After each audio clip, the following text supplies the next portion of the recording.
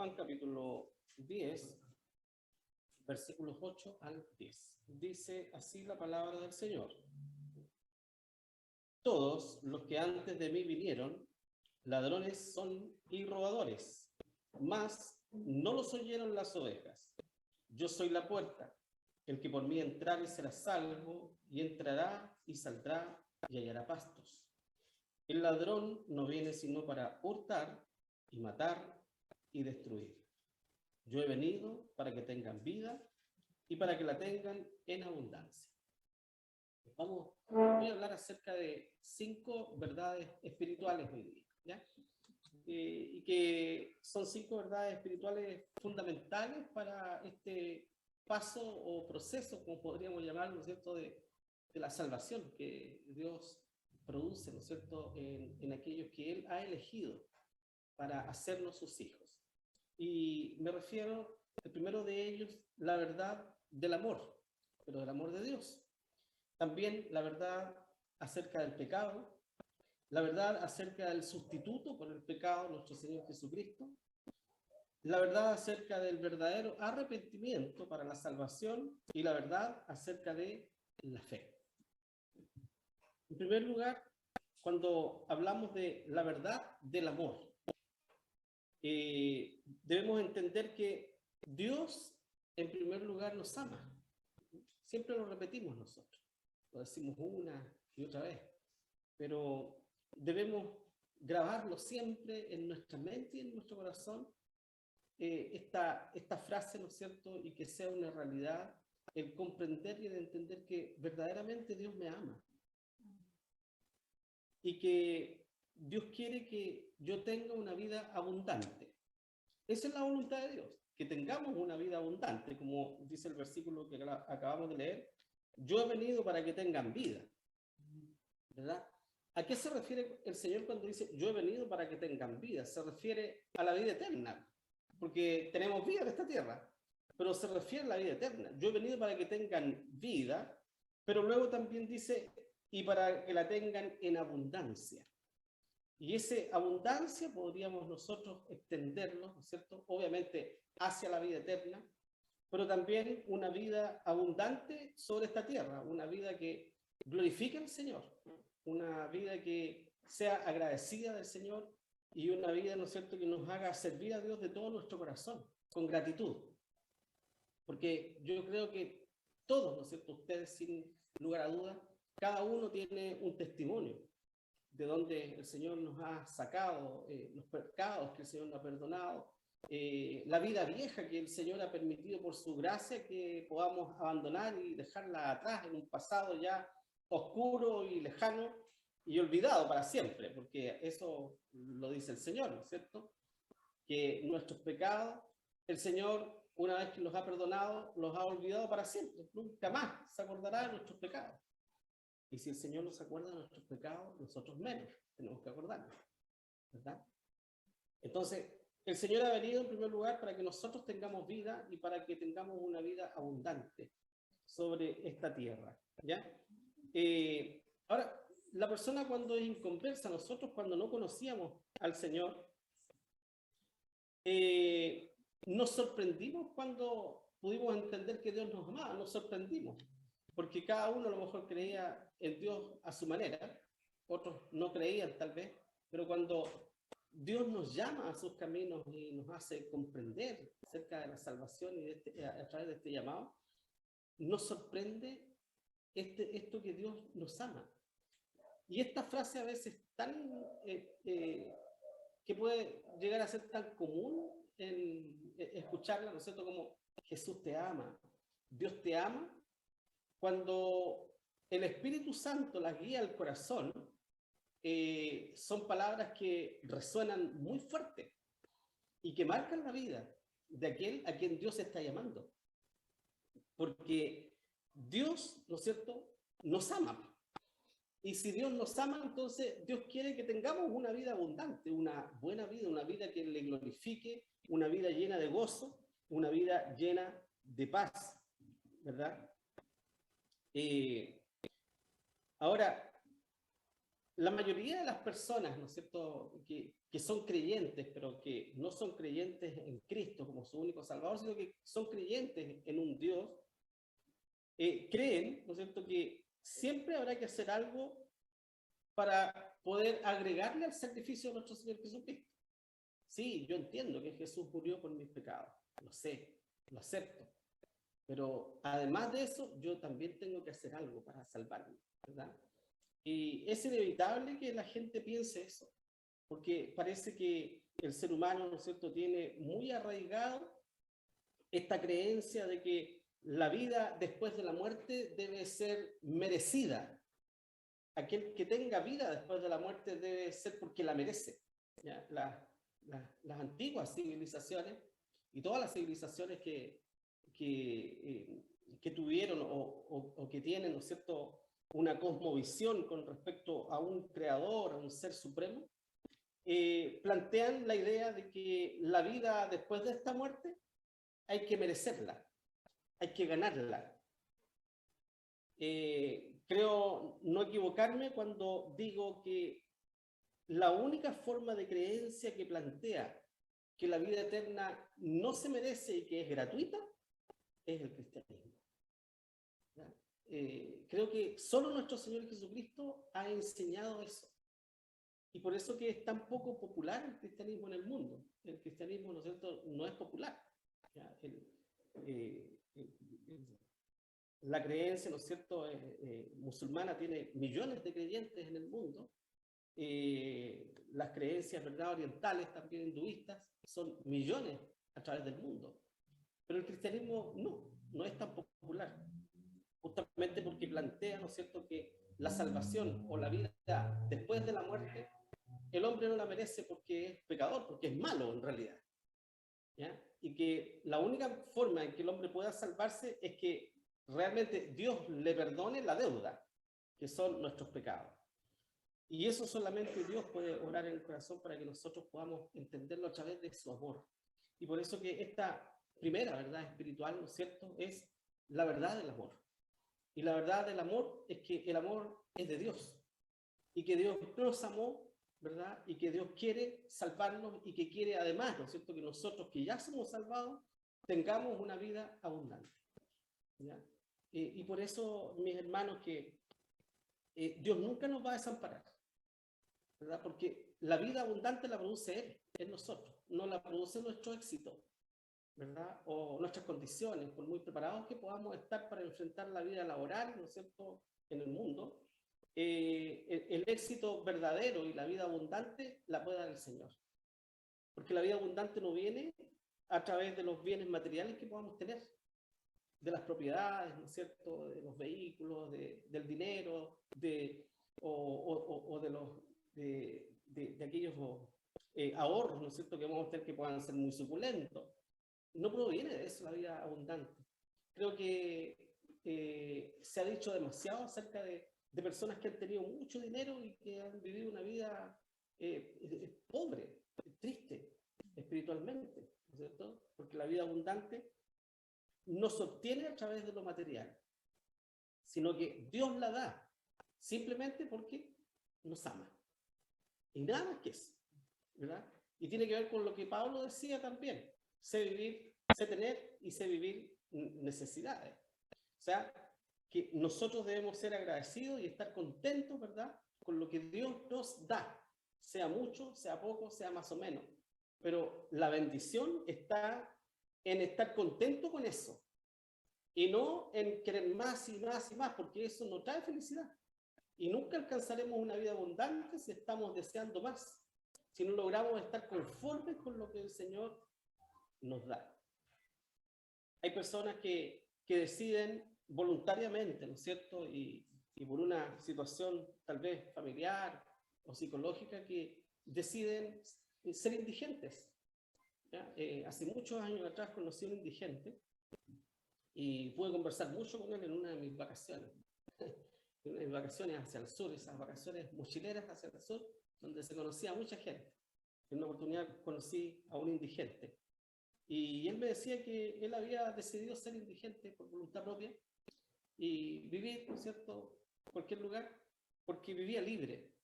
porque no tenía que pagar luz, ni agua, ni arriendo, ni deudas, ni nada de eso. No tenía esa responsabilidad.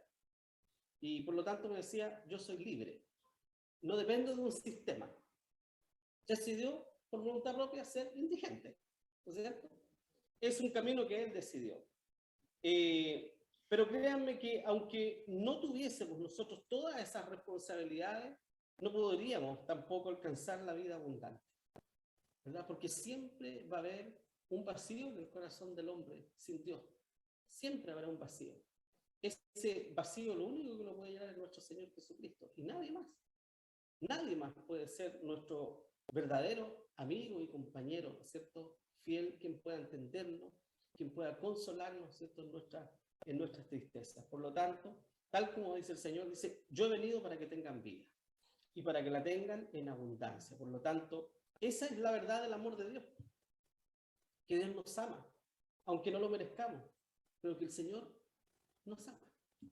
Como se ama, Dios nos ama, ¿verdad? La segunda verdad es que es la verdad acerca del pecado.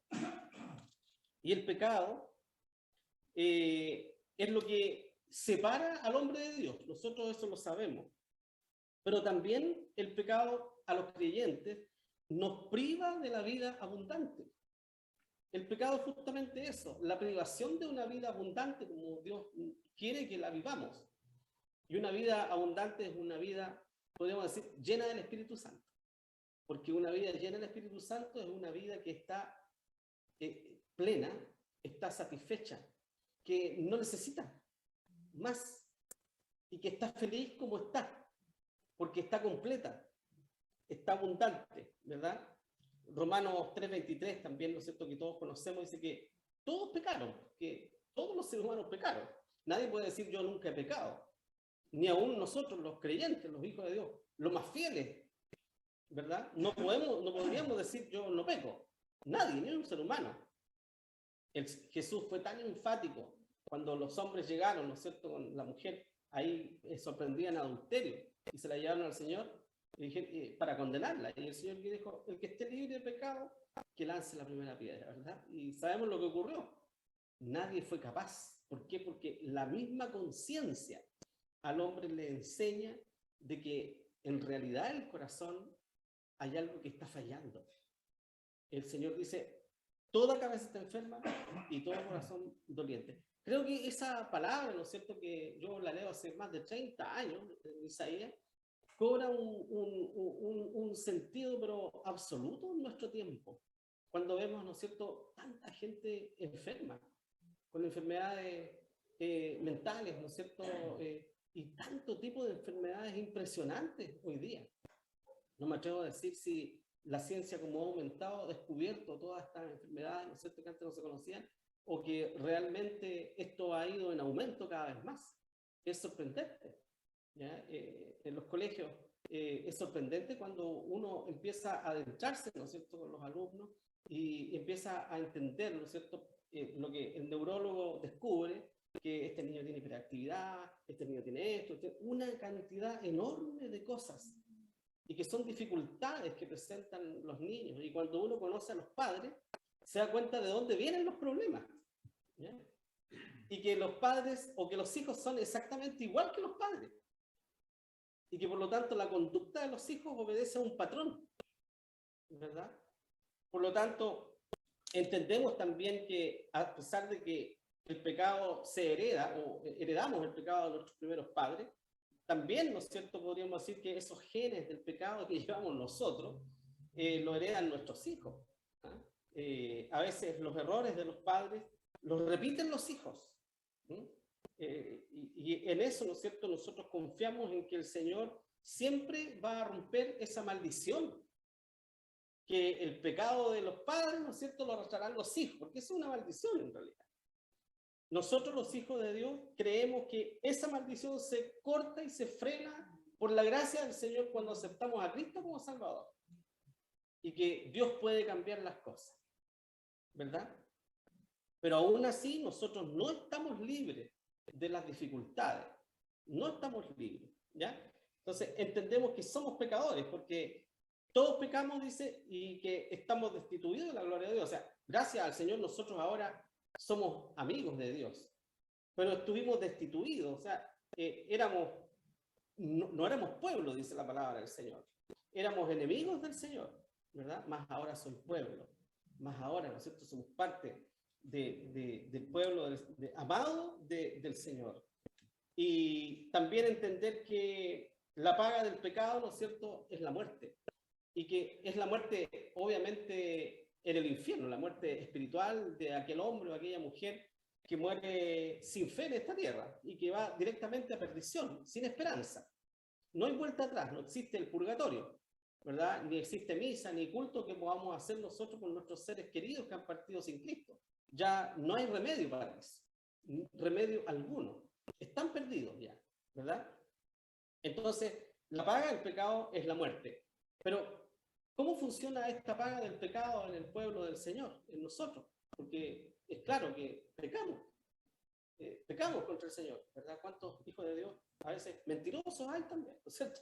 ¿Cuántos cristianos mentirosos hay aquí? Pero que ninguno, ¿verdad? Es un ejemplo, ¿no es cierto? Pero puede haber, ¿no es cierto?, distintos pecados en nuestra vida y eso trae consecuencias en la vida del creyente también, ¿ya? Pero contrario a eso, como dice el versículo en Romanos 6:23, dice que la dádiva, el regalo que Dios otorga es vida eterna en Cristo Jesús. O sea, la paga del pecado es la muerte, pero el regalo de Dios es la vida eterna. Todo lo contrario, ¿verdad? Dios, eso que es malo, perverso, oscuro y triste y aterrador, ¿verdad? Lo transforma en nosotros como luz, como esperanza y como vida eterna. ¿Ya? Eso es lo que Dios hace en nuestras vidas. Entonces, el pecado produce en los hombres tres cosas en realidad graves, muy graves, y que el ser humano no ve la gravedad de esto. ¿Ya? Es como un niño, ¿no es cierto?, un adolescente que empieza a tener conductas, ¿no es cierto?, que para él no son tan graves, pero que claramente son penadas por la ley a lo mejor, ¿ya? Que comienza a jugar con un revólver, o que comienza a transportar, ¿no es cierto?, alguna cortapluma o alguna arma blanca en su bolsillo para jactarse ante sus amigos. Y no sabe que está traspasando la ley. Para él es un juego, ¿no es cierto? Entonces, el pecado produce en el ser humano tres cosas graves. Primero, lo separa de Dios, porque Dios es santo, ¿no es cierto? Dios es absolutamente santo. Y Dios no puede ver el pecado en su presencia, ¿ya? En segundo lugar, el pecado le quita toda posibilidad de una vida plena en comunión con Dios al ser humano. Primero, lo separa de Dios y lo imposibilita de tener una vida plena, con comunión con el Creador. Y en tercer lugar, lo condena. El pecado condena. Porque el pecado, ¿no es cierto?, está estipulado en la ley. Y por lo tanto, Dios hace la ley y encierra todo bajo pecado. Si no existiera la ley, no existiría el pecado. Dios crea la ley y por lo tanto se hace manifiesto el pecado. Entonces estas tres cosas produce el pecado en el ser humano. Lo separa de Dios, le quita toda la posibilidad de una vida en comunión con el Señor y finalmente lo condena. Y muerte, ¿no es cierto? Porque también habla acá que el pecado, la paga del pecado es muerte. Muerte, podemos decir que hay tres clases de muerte. Primero, la muerte física, que es la separación del alma del cuerpo, que es lo que vivimos cuando tenemos que despedir a un ser querido de esta tierra. Quienes hemos despedido ya a seres queridos nos damos cuenta cuán desgarrador es, ¿no es cierto?, ese adiós, aunque tengamos esperanza, ¿no es cierto?, de que vamos a ver a ese ser querido, si es un ser querido que parte con el Señor, tenemos la esperanza que lo vamos a ver, que va a resucitar y que un día le abrazaremos. Pero qué desgarrador es cuando sale del corazón de un ser querido, es como que parte de nuestro corazón se desgarra, ¿no es cierto? Pero entender también de que, como dice Hebreos 9:27, que y de la manera que está establecido los hombres que mueran una vez y después el juicio, ¿verdad? Esta simple palabra, ¿verdad?, nos hace comprender que no existe de ningún modo lo que se denomina la reencarnación. No existe la posibilidad alguna de que si yo parto de esta tierra pueda volver a vivir, ¿no es cierto? O a reencarnar en otro ser, que pueda ser un ser humano, que pueda ser un ser, un animal, ¿verdad? Un vegetal o cualquier cosa. No existe la menor posibilidad de eso. El cristianismo en realidad se cierra a la posibilidad de la reencarnación. No existe tal cosa. Está establecido para los hombres que mueran una sola vez. O sea, hay una sola muerte física. No hay dos. Una. Y después dice claramente que hay un juicio. ¿Para quiénes? Para quienes parten sin fe. Hay un juicio que será severo y que no producirá salvación ese juicio. No habrá salvación en ese juicio. En segundo lugar, existe la muerte espiritual también. Y esa la hemos experimentado nosotros. Porque nosotros cuando nacimos a este mundo, nacimos sin vida espiritual. Nacimos sin comunión con el Señor. Por eso que el Señor se refería, ¿no es cierto?, a que el hombre que está sin Cristo es un hombre o una mujer que está muerto en sus delitos y pecados. No tiene vida espiritual. Es un hombre muerto espiritualmente. Y esa muerte espiritual es la separación de una vida de la vida de Dios. Estamos separados de Dios, por lo tanto, estamos muertos espiritualmente. No hay vida espiritualmente. Recordemos cuando no éramos cristianos. ¿Qué cosa más desagradable para nosotros era leer la Biblia o escuchar de Dios? O era algo absurdo, ¿no es cierto? Creer siquiera que existía un ser supremo. O que Jesús había encarnado, ¿no es cierto? Que Dios había encarnado, ¿no es cierto?, en un hombre y había nacido de un bebé, de una virgen y todo eso. Qué cosa más difícil de creer o como una leyenda. ¿Por qué? Porque estábamos muertos espiritualmente. Y en tercer lugar existe la muerte eterna, ¿verdad? Que es la separación del pecador de la presencia de Dios por la eternidad. ¿Ya? Entonces cuando la palabra del Señor dice que está establecido los hombres que mueran una vez y después el juicio, entonces, ¿no es cierto?, podemos definir la muerte, ¿no es cierto?, de estas tres formas. La muerte física, que es la muerte que cuando dejamos esta tierra y partimos, ¿no es cierto?, a la vida eterna. La segunda, la muerte espiritual, cuando vivimos esta vida pero sin Dios, sin siquiera la posibilidad de conocer, ¿no es cierto?, la presencia de Dios en el corazón. Y en tercer lugar, la muerte eterna que experimentará todo hombre o mujer que muera sin Cristo y que no tendrá esperanza, el infierno, ¿no es cierto?, que lo llama la palabra del Señor. En tercer lugar, la tercera verdad, ¿no es cierto?, a la cual quiero referirme, es acerca del sustituto por nuestro pecado, que es nuestro Señor Jesucristo, que fue un sustituto. ¿Qué es un sustituto? Alguien que se pone en lugar de otro, ¿verdad? Y nuestro Señor Jesucristo tomó el lugar mío en la cruz y tomó el lugar suyo, ¿no es cierto?, en la cruz, y pagó el precio completo por la salvación nuestra. Pagó todo el precio por nuestra salvación, con la muerte física, que Jesús efectivamente murió físicamente. Hay quienes dicen, ¿no es cierto?, Jesús en realidad nunca murió en la cruz, que no murió allí, que vivió después, hizo una vida, que se casó, etcétera, ¿verdad? Pero que no murió en la cruz, que tuvo una especie de ataque de catalepsia, ¿no es cierto?, pero que después vivió y que no fue una resurrección milagrosa. Hay muchas explicaciones ateas, ¿no es cierto?, gnósticas acerca de esto. Pero nosotros creemos, ¿no es cierto?, que Jesús efectivamente murió, así lo dice la palabra del Señor. Y así lo dijeron los testigos oculares que vieron el cuerpo de Jesús, que estaba muerto. O sea, no había la menor posibilidad de que Jesús estuviera vivo. Los soldados romanos que allí estaban eran entrenados, ¿no es cierto?, para esto. Por lo tanto, ellos conocían perfectamente cuando un hombre estaba muerto o no. No había forma de equivocarse. Entonces Jesús pagó el precio completo de nuestra salvación, haciendo posible, ¿no es cierto?, que nosotros volviésemos al Señor, que nos volvamos a Dios, como dice Juan 14:6, que dice: yo soy el camino y la verdad y la vida, y nadie viene al Padre sino por mí. Nosotros estamos en el Padre por Cristo, ¿verdad? Por lo tanto, se cumplió eso que dice: nadie viene al Padre, nadie viene al Padre. Fíjense de lo que dice el Señor: nadie viene, ¿verdad? Porque podría haber dicho: nadie va al Padre. Pero el Señor dijo: nadie viene al Padre, sino por mí. Porque Jesús era Dios. Y nosotros, a través de ese Jesús, hemos llegado al mismo Padre, al mismo Creador. Y por lo tanto, como dice Romanos 5:8, más Dios encarece su amor, su caridad, ¿no es cierto? Y su amor para con nosotros, porque siendo aún pecadores, Cristo murió por nosotros. Y esto es tan fácil de entender para nosotros hoy día, porque lo hemos escuchado siempre, que Jesús murió por los pecadores, que murió por los pecadores. Pero cuando lo ejemplificamos, realmente entendemos un poco lo complejo del amor de Dios, ¿ya? Que Jesús haya muerto por alguien que no era bueno, es como morir en lugar de un delincuente, de alguien que mató, que asesinó, que hizo puras cosas malas, ¿no es cierto? Y que ese hombre quedara absolutamente libre, que quedara sin una mancha en sus papeles, ¿verdad?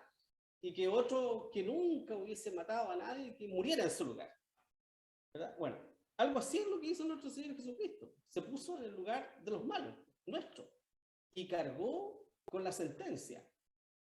Eso es lo que nos mostró el Señor. Entonces, esa es la verdad del sustituto, que éramos nosotros quienes debíamos haber estado allí y debíamos haber pagado por nuestros pecados. Si Dios castigara a todos los seres humanos, incluyéndonos a nosotros, Dios sería justo, porque nosotros pecamos voluntariamente, nadie nos obligó, ¿verdad?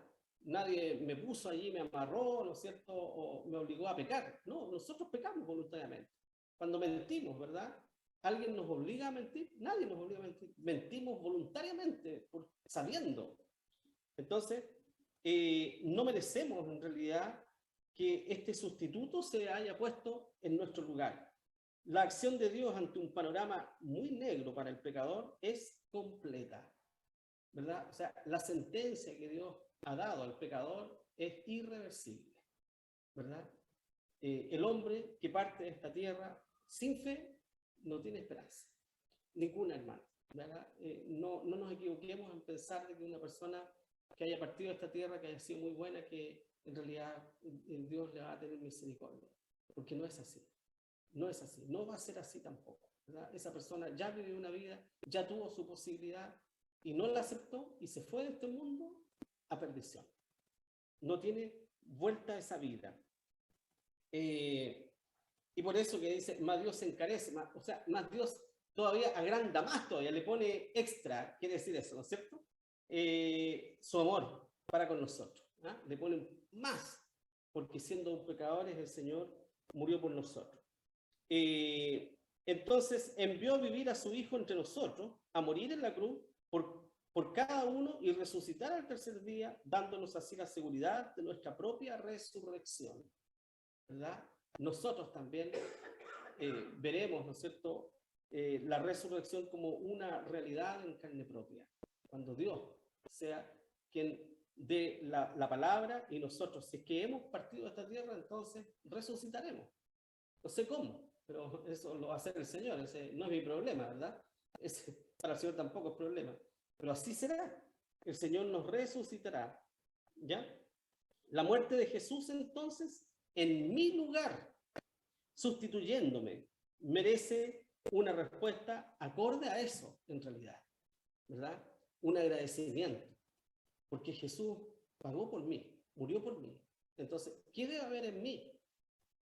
Agradecimiento verdadero, amor hacia el Señor, ¿verdad? Una acción también total de parte del pecador, aceptarle, entregarse a Él y obedecerle y seguirle para siempre. Seguir al Señor no es por un tiempo, mis hermanos, es para siempre. Nosotros hemos hecho un compromiso santo con el Creador, con nuestro Padre Celestial. Por eso que dice la palabra del Señor que, y si retrocediere, no agradará a mi alma. Ningún hermano, ¿verdad?, que vuelve atrás agrada al Señor. No pueden agradar al Señor nuestros hermanos que han vuelto atrás y que han desamparado, ¿verdad?, la fe. Como el ejemplo que pone el apóstol Pablo cuando dice las simples palabras, Demas me ha desamparado, ¿verdad? Este Demas aparece 3 veces en el Nuevo Testamento, ¿verdad? Y con esas 3 veces podemos darnos cuenta que Demas era un hombre muy cercano a los apóstoles, especialmente a Pablo, que era un compañero fiel del apóstol Pablo. Y Pablo, con dolor, ¿no es cierto?, solicita en una de sus cartas, epístolas, ¿no es cierto?, solicita la compañía, pidiéndolo, hermanos, vengan a verme pronto, ¿ya? Y luego dice, más Demas me ha desamparado. Porque Pablo seguramente se sintió desamparado cuando Demas dio la espalda al Señor. Y es lo que experimentamos nosotros también cuando nuestros hermanos dan la espalda al Señor. Nos desamparan, es eso, ¿verdad?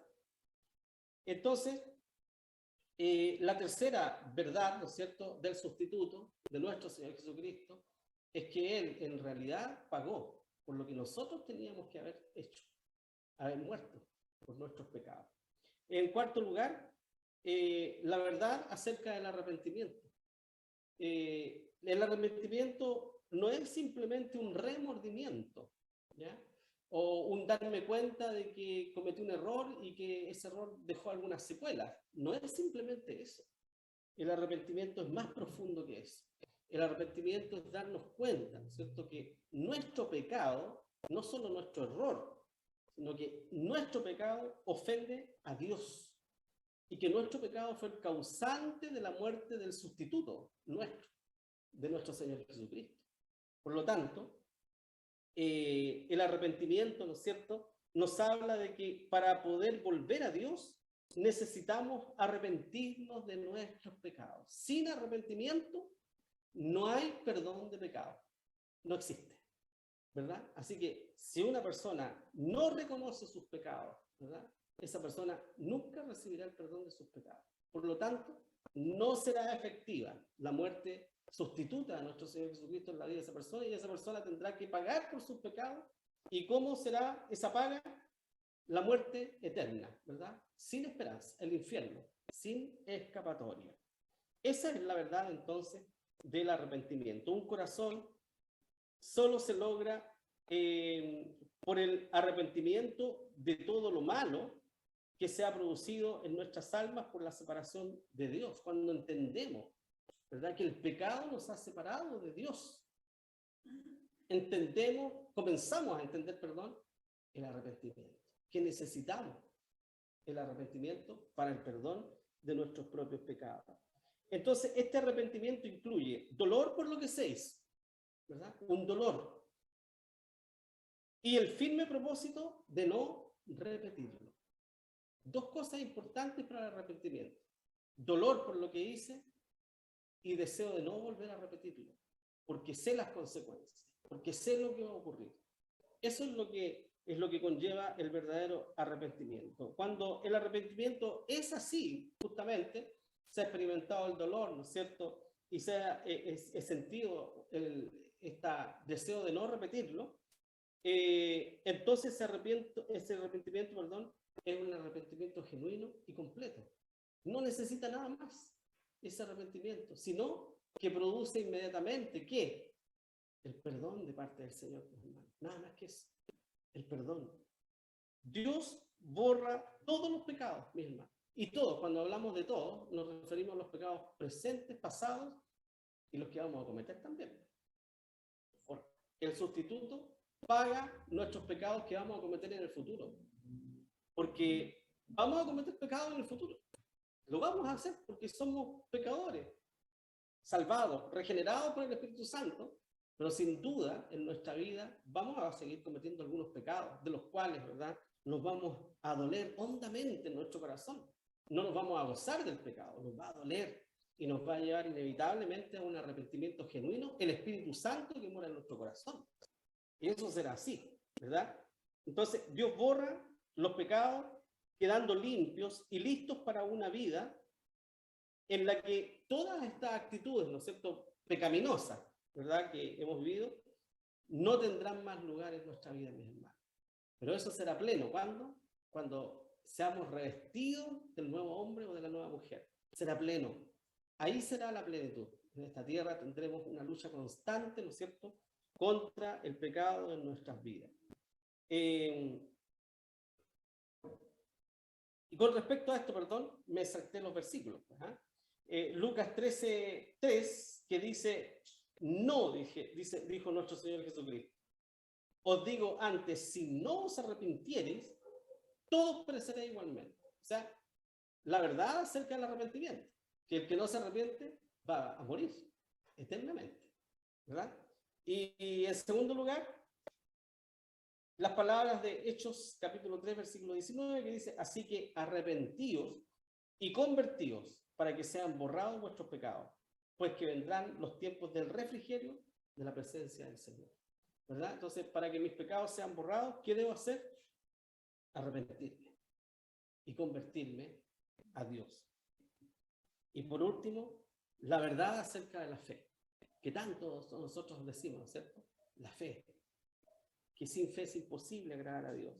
La vida eterna y abundante es un regalo del Señor, es una dádiva, ¿no es cierto? Como dice el apóstol Pablo, un regalo. Entonces, esa vida eterna y una vida abundante en esta tierra también es un regalo que Dios nos da y que nos ofrece a través de nuestro Señor Jesucristo, ¿verdad? Bienaventurado el varón que no anduvo en consejo de malos, ni en sillas de escarnecedores asentado antes de la ley de Jehová está su delicia, y será como el árbol plantado junto a arroyos de agua que da su fruto en su tiempo y su hoja no se cae. Esa es la vida abundante, ¿verdad? Esa es la vida abundante. Bienaventurado, ¿verdad? Será suya esta vida, ¿no es cierto?, o mía, si recibimos a Cristo por la fe como único Señor y como único Salvador. Juan 1:12 dice, más a todos los que le recibieron, ¿verdad? A todos. Dios les potestad de ser hechos hijos de Dios. ¿A quiénes? A los que creen en su nombre. Simplemente eso. Esa es la verdad acerca de la fe. A todos los que creyeron. Segundo, Efesios 2:8-9 dice, porque por gracia sois salvos por la fe. Y esto no de vosotros, pues es un don, o sea, un regalo de Dios. No por obra, para que nadie se gloríe, para que nadie diga, yo soy bueno, merezco el cielo, ¿verdad? Y Juan, capítulo 5, versículo 11-12, que dice, y este es el testimonio, que Dios nos ha dado vida eterna, y esta vida está en su Hijo. El que tiene al Hijo, tiene la vida. El que no tiene al Hijo de Dios, no tiene la vida, ¿verdad? Entonces, ahí tenemos estas 5 verdades espirituales tan importantes que nosotros nunca debemos pasar por alto y tenerlas siempre presentes